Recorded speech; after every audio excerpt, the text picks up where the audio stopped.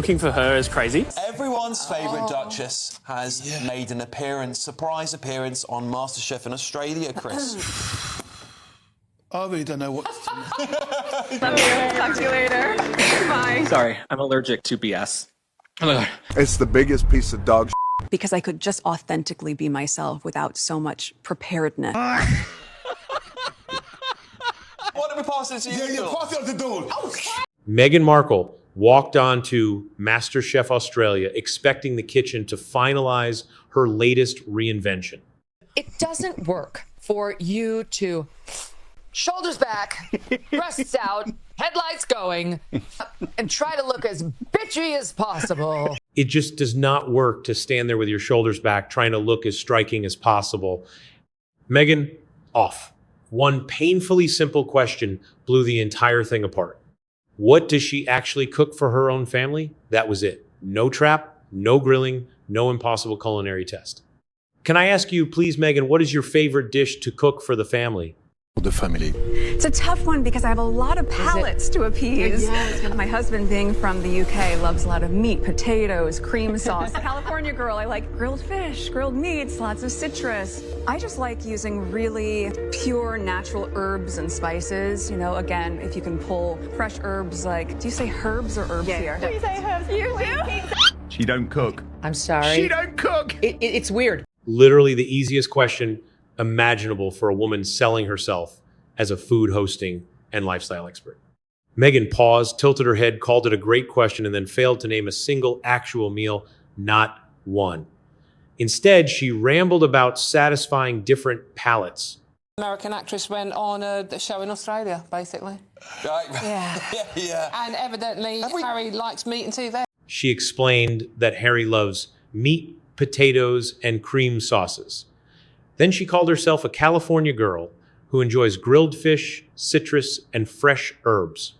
But the question was not about what Harry likes. She also revealed that the kids, Archie and Lilibet's palates, they're progressing very nicely. They'll even happily eat Brussels sprouts. And I think that's the real headline here, kids liking Brussels sprouts. It was not a request for her brand philosophy. It was not an invitation to recite a grocery list. The question was simply, what dish do you cook? And suddenly, the woman who built her entire comeback around kitchens, recipes, jam, hosting, and carefully arranged food could not produce a single clear answer.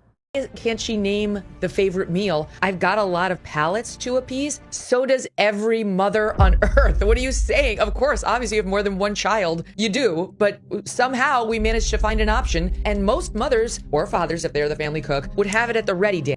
That moment is following her everywhere because it cuts straight through the performance. Anyone who actually cooks for a family has an answer ready: pasta, roast chicken, tacos, or soup. That people do with pineapple instead of just cutting it. Hold it steady, you ginger pots! To make the perfect little bite, you follow the wedge. When nature has given you all the cues on how to have a perfect taste of something. Oh, how fun is that? I love it. Oh my gosh, I work so hard. Meghan gave the audience food categories, ingredients, and another polished speech. She gave them everything except the actual name of a meal. Then television picked up the clip, replayed it, and completely tore the performance apart. Petrarch, you are a brilliant cook, but you definitely need to try everything together with this dessert. Yeah. Even more so than usual, I think. Meghan nods. Yeah, what she said. She took forever to get the spoon up to her mouth. Like, that was her evincing her disgust. Like, she didn't want to try it. She was already disgusted when he said he was going to do it. In fact, Before we continue, one quick thing. I have realized that most families do not have their important information organized in one place. That is exactly why I recommend the Family Vault, a simple, fillable organizer where you can keep everything from important documents and insurance to medical records and passwords. You will find the link in the description, or you can simply scan the QR code on your screen. Now, let us get back to today's story. Meghan was appearing on MasterChef, not sitting through a casual interview. We have had royalty in the kitchen before, but no one like this.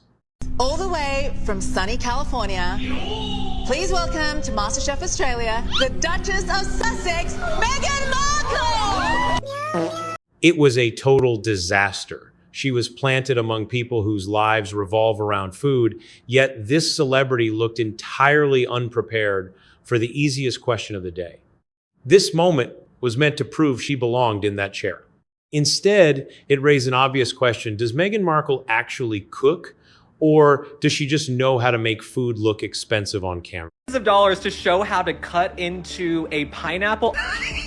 Oh my God. Who the hell is sated by one? Her answer sounded exactly like someone describing a corporate brand deck. Pure ingredients, fresh herbs, grilled fish, citrus, different palates, and meat and potatoes for her British husband. Minute warning before the end of the challenge.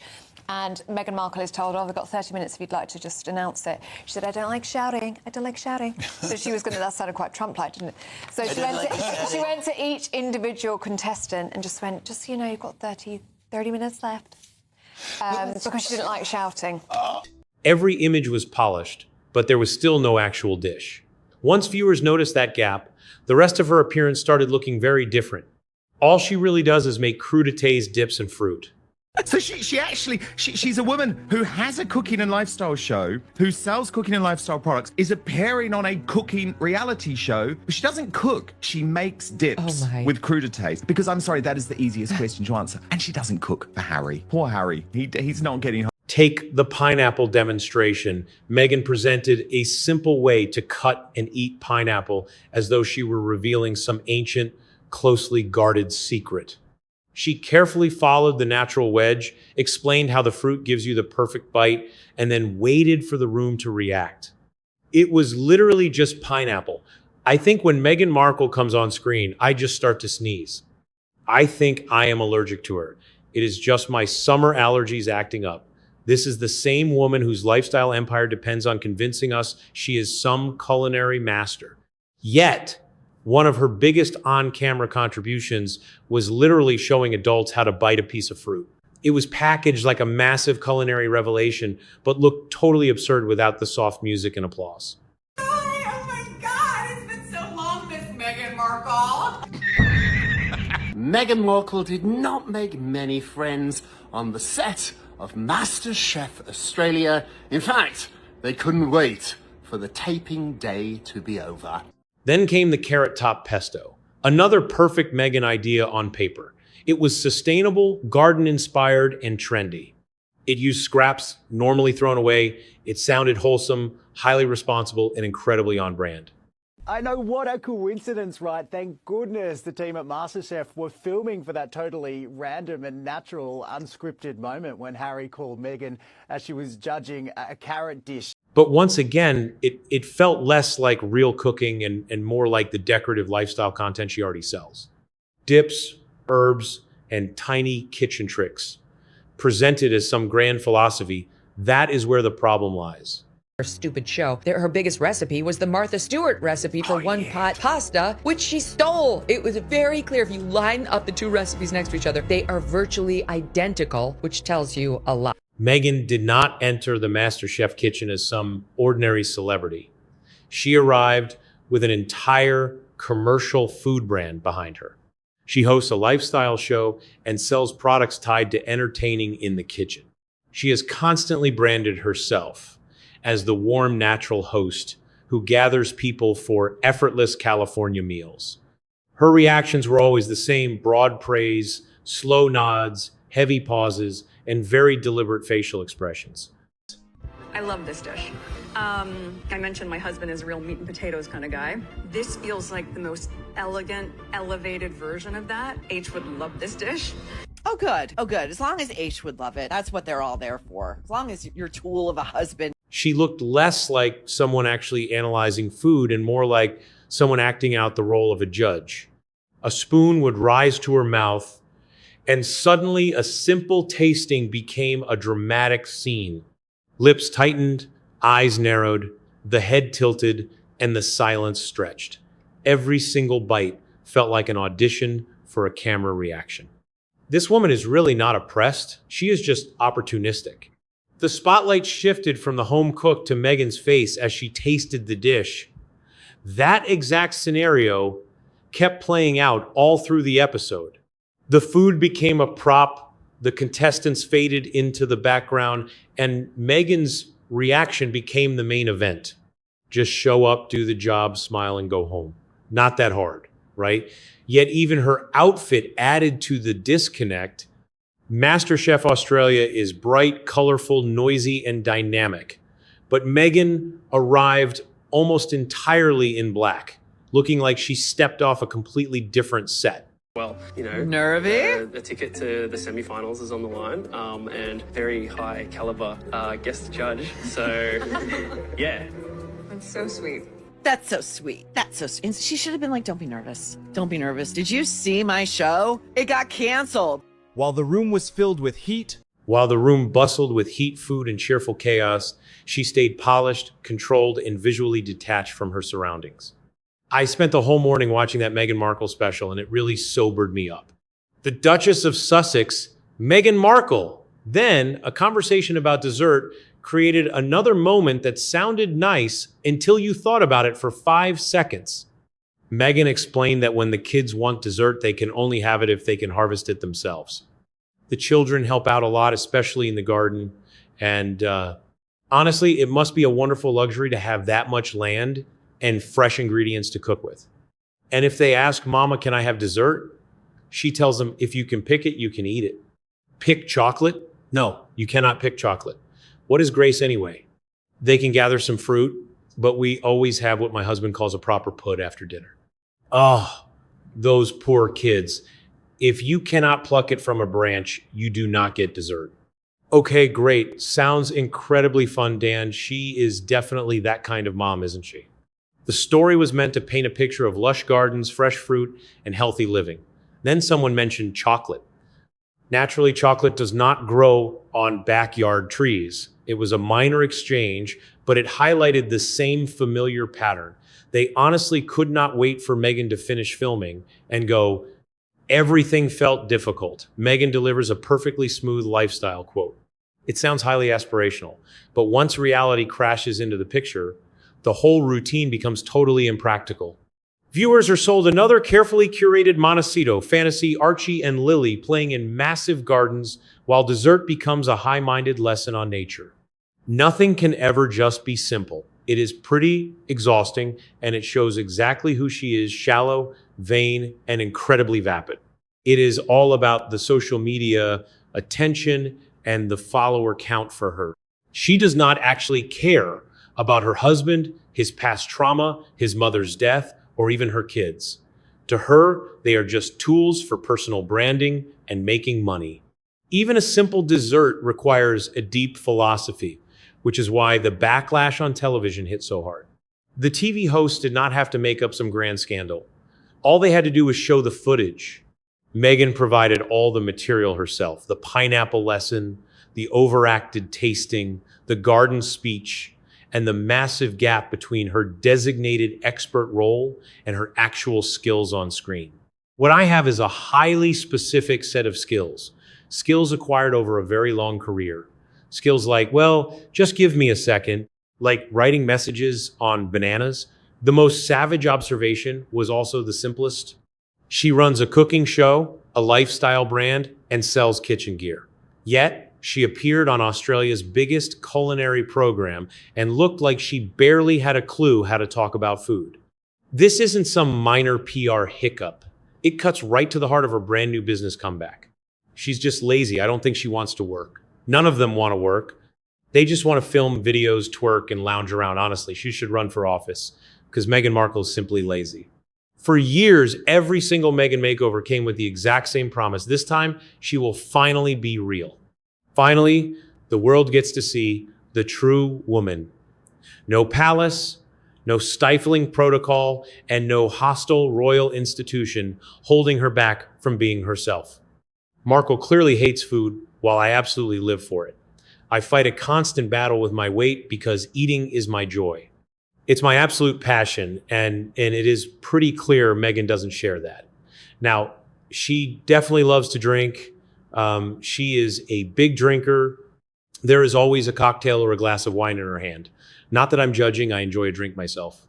But I truly believe she is not a person who actually enjoys eating. For her, food seems to be some weird social status symbol.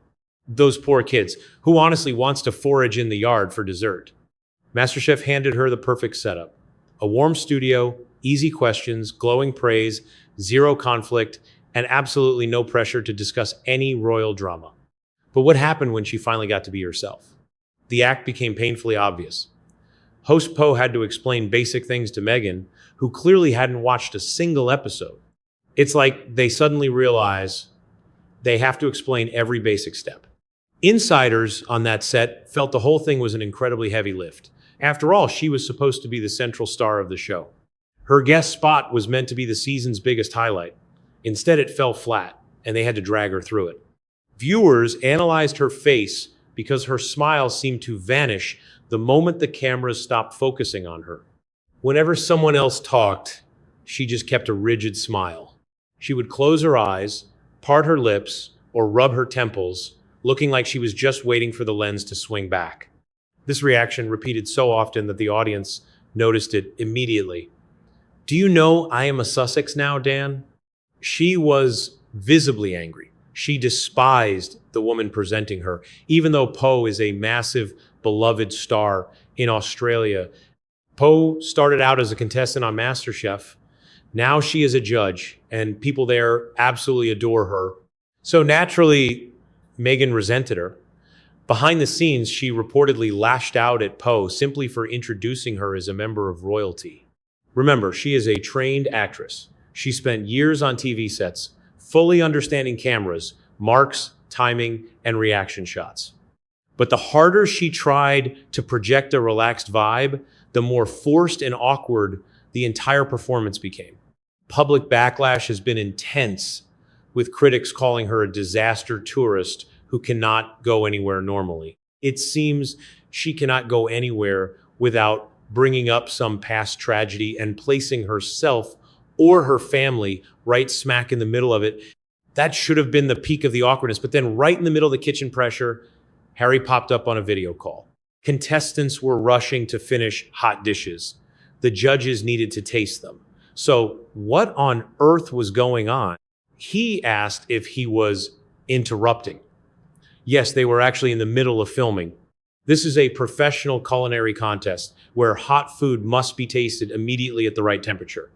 Honestly, these two are just exhausting. Meghan gushed to the screen, telling him how incredibly talented everyone was. She wished he could be there, explaining he was currently with veterans in Canberra, while some vandalism was visible in his background. It felt like a bizarre footnote. The show was finally gaining momentum, then ground to a halt just to show Harry's face on screen. We have already talked about how staged and uncomfortable that call felt, but in this broader MasterChef disaster, it points to something deeper. Meghan was supposed to be the main celebrity guest, but the producers still needed Harry to manufacture a royal buzz. Meghan knows the sole reason she is even on this show is her marriage to a royal, but when the opportunity came, she totally blew it. No matter her past, she completely dropped the ball after walking down the aisle. The second his face popped up on screen, the actual competition vanished. She declared her husband was online, introduced him to the judges, paraded the dishes, and dragged the entire studio into another scripted Sussex drama. The actual chefs who did the hard work became background extras in a private family call. I am completely sure that FaceTime was a totally spontaneous, unscripted call from her husband. Nothing says a marriage is perfectly fine, like staging a video call for cheap publicity. Ultimately, that stunt did not elevate her status. It just made her seem utterly reliant on the single connection that still guarantees her a headline. They booked Meghan, but the only moment people discussed was Harry's cameo. To make it worse, she kept bringing him up during the judging. A simple meat and potatoes dish became something H would love. Another plate turned into a chance to showcase his tastes. I wish you could try this. These dishes are fantastic. Oh, I see. Yes, there is nothing like seeing a thumbnail size. It is delicious with the hot sauce. But you know me, it is just a symbol of FaceTime. We could stop right here. This adds absolutely nothing to the show. Nothing. Her husband was not in the room, yet his ghost hovered over the whole segment. The royal connection did all the heavy lifting, making the drama over her title even more telling. During filming, Poe reportedly introduced Meghan using the language of MasterChef royalty. Word is, she acted like a bit of a diva. She rejected the royal label on set. It feels hypocritical considering she uses her Duchess of Sussex title to get ahead at every single turn. It was just a warm compliment on a cooking show. But reports claim that single word triggered backstage tension, leaving Poe deeply upset after their interaction. By the time the episode finally aired, the introduction had been altered. The royal label vanished. In its place was a heavily sanitized description, framing Meghan as a global icon, philanthropist, and humanitarian. Things went sideways. She clashed with one of the main hosts after she dared to say royalty was in the kitchen. Apparently, Meghan banned the word. Come on, relax. It is not a dirty word. That edit backfired. It just made things look handled. Yet, Meghan seemed perfectly happy to be billed as the Duchess of Sussex. The whole challenge was marketed around cooking a meal fit for a duchess. Her title brought the headlines, the views, and the hype. Yet, the word royalty was suddenly the issue. You cannot ignore that contradiction. If they fought over the word royal, imagine what else became an issue behind closed doors. Be easy to work with. No one is famous enough to be this difficult. That royal link sells the show, hypes the introduction, and turns a basic guest spot into a global event. But the moment that link feels inconvenient, the script gets softened, edited, or completely wiped away. The rumors of deleted scenes only made the final broadcast look even more stage managed. Rumors leaked of a hostile set, a fight over the introduction, and a deeply shaken Poe. Looking at her track record, I am inclined to believe these reports are entirely accurate. Poe was just trying to make her feel welcome and warm, but that look said it all. Then, viewers got a heavily sanitized edit where everyone seemed friendly. The intro was rewritten, burying the tension beneath upbeat music and forced compliments. Editors can slice out a fight, but they cannot erase the cold atmosphere lingering in every remaining frame. Poe brought so much warmth to the set. She laughed, cheered on contestants, and kept the energy alive. Meghan just seemed to drain that positive energy instead of giving any back. You have spent years capitalizing on that title and its privileges. Yet, my sources insist this is only the tip of the iceberg. Yet, after all that drama, the cooking itself was not the biggest issue. Her childhood memories were. On MasterChef, Meghan claims she grew up on organic California produce, fresh ingredients, and her mother's incredible cooking. It made for the perfect backstory for the role she wanted to play that afternoon. The culinary expert raised on organic ingredients, the lifestyle guru who learned flavor in her mother's kitchen. But during her own Netflix show, sitting across from Mindy Kaling in season 1 of her series, she spun a completely different tale. She claimed she was a latchkey kid, raised on cheap fast food and box microwave dinners, namely El Pollo Loco, Taco Bell, and Jack in the Box, because her mother apparently loved their cheap tacos. On her show, she painted herself as a lonely latchkey kid coming home to an empty house, living off takeout and frozen meals. Then, in a public letter about paid leave, she offered another story focused on the cheap Sizzler salad bar as a special family treat. Dig a little deeper, and you find a third version. In a 2021 letter to Congress lobbying for parental leave, Meghan wrote that she grew up eating the $4.99 Sizzler salad bar, feeling lucky her parents could afford it. Yet, in her older blog posts, she recalled regular lunches with her father at Musso and Frank, a famous Hollywood landmark. In 2013, an Instagram post recalled lunches with her father after dance class at Musso and Frank, one of the most expensive, legendary Hollywood spots in town. Both memories can coexist. Yet, whichever story she picks becomes her absolute truth, tailored to fit whatever she is trying to sell right then. Need a struggle story? Childhood means cheap salad bars. Need some Hollywood glamour? It is suddenly fine dining at a classic landmark.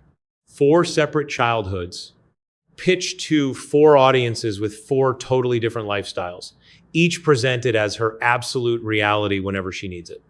It just does not add up. To get food cred on MasterChef, she paints a picture of California farm-to-table living with an amazing home chef. The story shifts to fit the audience. That is the real truth MasterChef exposed. Not from some ruined recipe or a massive backstage fight caught on camera, but something far more damaging, the gears of the Meghan Markle brand turning right in front of us. Meghan Markle probably thought her appearance on Australian MasterChef would help boost her image as a chef, but somehow the whole thing turned into a complete master mess. A basic question is asked. She hesitates. A rehearsed line quickly plugs the gap. The answer twists to fit the day's narrative. Producers cue the dramatic music, and the royal title does the rest. Harry drops in for a quick cameo. Flubs are scrubbed in editing. Ordinary moments are spun into grand life lessons. Only this time, the cameras kept rolling just long enough for the illusion to slip. Her public relations team probably went out casting lines to see who was somewhat interested, and she was like, yes, let us do MasterChef. She has a whole business based in the kitchen, a brand new show based in the kitchen. But unfortunately for her, I do not think she actually enjoys being in there, and that is a pretty tough step. Before we go any further, a very quick word. Sorting out your family's vital paperwork is something we all know we need to handle, but we always push it aside. That is why the Family Vault is so useful. It keeps your key documents, insurance policies, medical records, and passwords in one secure spot. Everything is right there exactly when you need it. You can find the link in the description below or scan the QR code on your screen. Now back to our story. She wanted MasterChef to prove she was warm, down to earth, a natural cook, and perfectly suited to run a massive lifestyle empire. Instead, people wondered if she actually cooks, or if Harry's call was staged, why they altered the introduction, what happened behind the scenes with Poe, and which version of Meghan's childhood they were supposed to buy this week. There is a time and place for everything, but it seems Meghan does it all purely for attention. What brings the views? What creates the online buzz? The ratings were high. People will always watch out of curiosity, but a massive audience does not mean those viewers actually believe the act. This was the ultimate stage she had spent years chasing. A sunlit kitchen, smiling faces, gorgeous food, complete control, and no royal palace standing in her way. My main issue is they kept demanding their privacy, claiming they wanted the media to back off, and hated the spotlight, yet here they are right back in front of the cameras. And if that really was their goal, they have failed spectacularly at building the quiet, private life they claim to want. Yet, despite holding every single card, one simple question completely shattered the illusion. What do you cook for your family? After all the television shows, products, recipes, garden speeches, and lifestyle branding, Meghan Markle still could not name the dish. That is why the public mockery will not stop. They did not have to invent a punchline. Meghan walked into the MasterChef kitchen and served it up herself.